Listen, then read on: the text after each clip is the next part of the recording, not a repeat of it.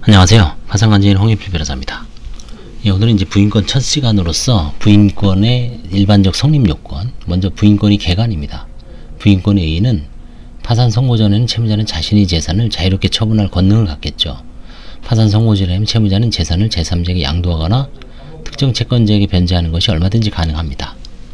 그러나 문제는 채무자의 지급 능력 부족, 즉 지급 불능 또는 채무 초과의 상태에서 회생법원이 채무자에 대한 파산 선고 시에 생기는 것이 아니고 그 이전 단계의 파산 신청 또는 그보다 훨씬 더 이전 단계에서 생기는 것이죠. 채무자가 그 재산을 제3자에게 무상으로 증여하거나 염가로 매각하는 것은 본래는 채무자의 자유지만 지급 능력이 부족할 때 이런 행위를 자유롭게 인정한다면 채권자에 대한 책임 재산을 점점 감소시켜 채권자의 이익을 해하게 되겠죠. 그래서 이런 채권자 전체에 대해서 절대적으로 책임 재산을 감소시키는 행위를 사행이라고 하고요.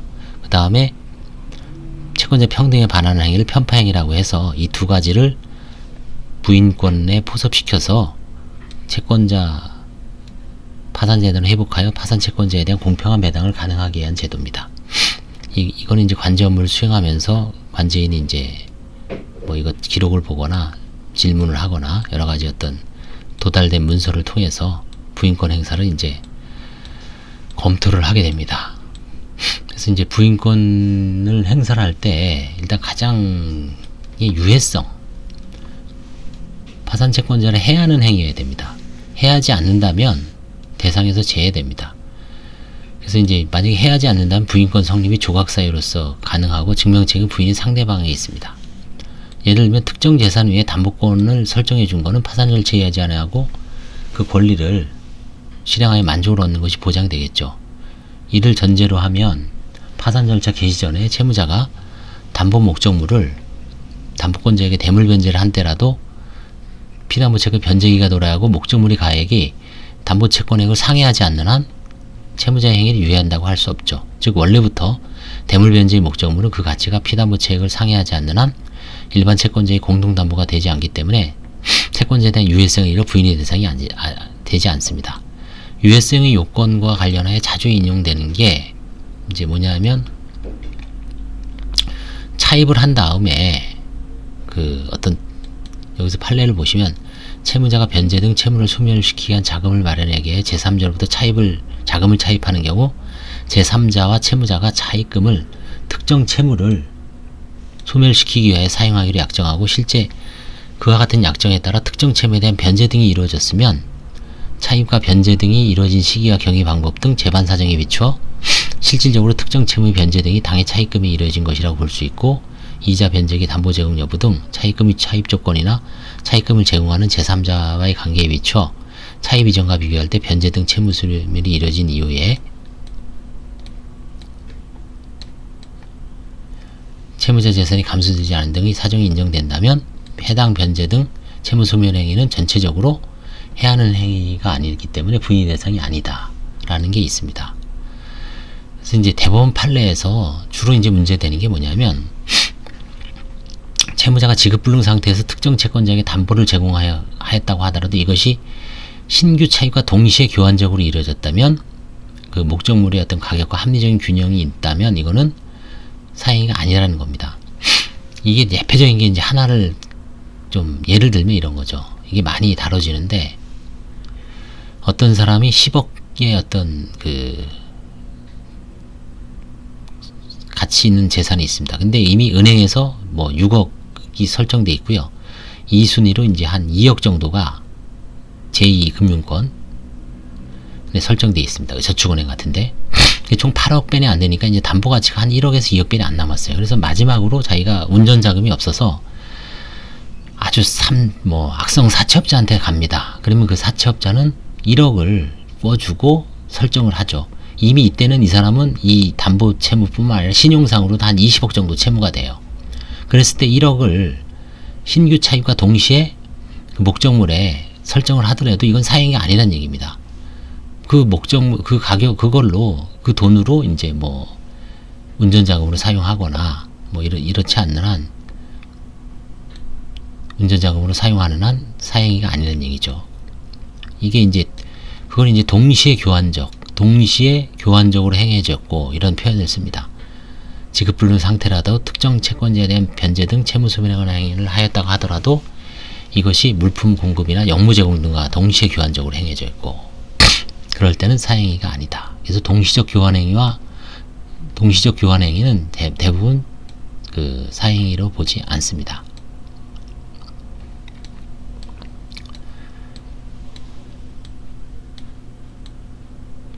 다만 이제 이런 거는 안 되죠.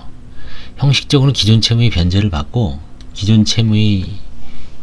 그 직후 같은 금액을 신규 대출하는 방식을 취하였지만 실질 및 경제적 효과에서는 기존 채무에 대한 기한의 연장에 불과한 점 등 재반 사정에 비춰 이를 담보하기에 이뤄진 근저당 설정에는 이른바 편파행위로서 부인이 대상이 된다. 이런 게 뭐가 있냐면, 예를 들어 신용대출 해줬어요, 금융기관에서. 그래서 계속 마이너스 대출 같은 거 있죠. 이렇게 계속 해주다가 이 사람이 좀 뭔가 조짐이 안 좋아요. 뭔가 안 좋은 소문이 들려. 회사가 어렵다든지 아니면 신용상의 문제가 발생했을 때 이제 슬그머니 기간 연장을 할 때 담보 제공을 슬쩍 받는 거죠. 그러면서 기존 마이너스 대출을 갚고 이제 신규 대출을 하는 형식을 취하는 거죠. 그때 그 신규 대출은 형식상의 신규 대출이지만 기존의 마이너스 대출을 계속 연장해 온 것에 대해 불과하다. 비슷하다. 뭐 대금도 금액도 비슷하고 오히려 뭐 축소를 했다든지 그랬을 때는 편파행위로서 부인의 대상이 된다는 얘기입니다. 그 다음에 이제 두 번째 요건이 부당성입니다.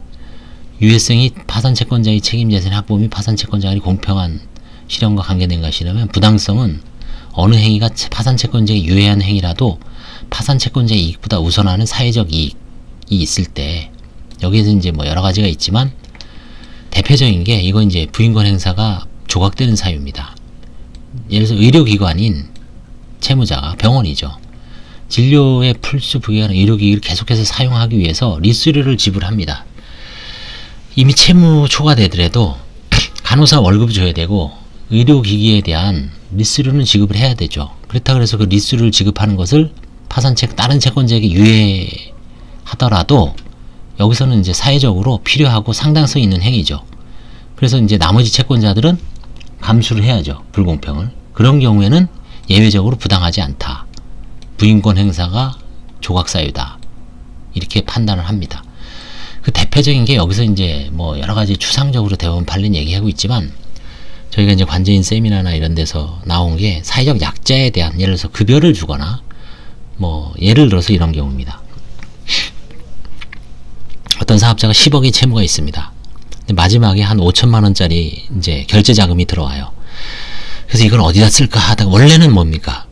그거를 바로 파산 신청을 해서, 아니면 그 당시에 채무가 10억이면 골고루 나눠줘야 되겠죠. 빚잔치 한다 그랬죠.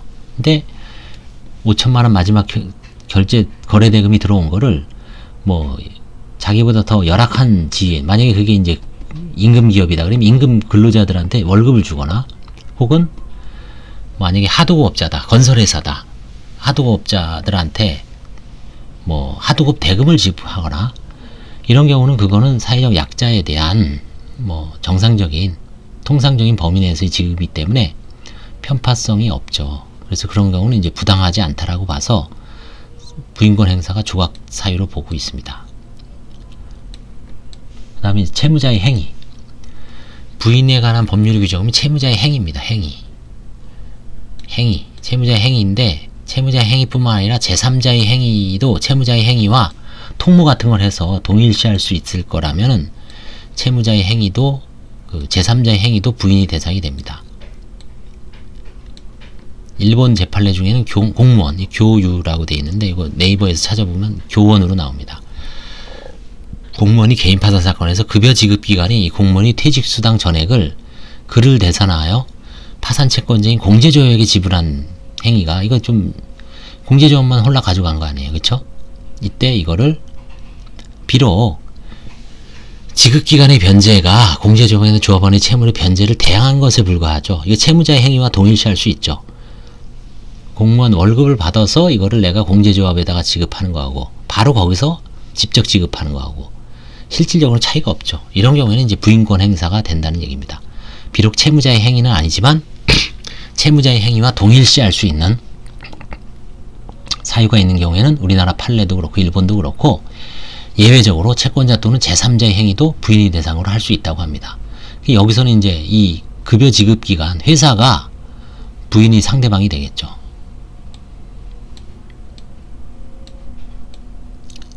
그래서 부인이 대상이 되는 행위는 법률행위에 한정하지 않고요. 준법률행위, 이 채권 양도의 통지기 준법률행위죠.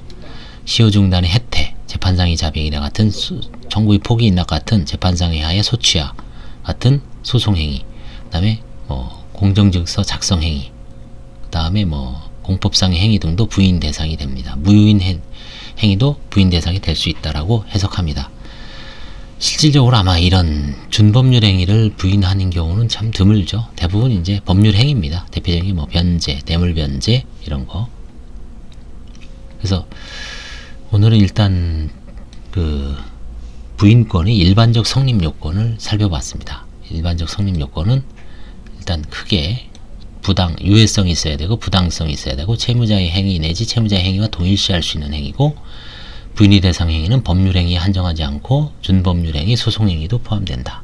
이 네 가지 정도를 일반 분들은 아마 잘 기억하시면 다음에 이제 위기시 부인, 위기시 본지행위 부인, 비본지행위 부인, 집행행위 이런 다음에는 이제 이거에 대해서 한번 설명을 해보겠습니다. 감사합니다.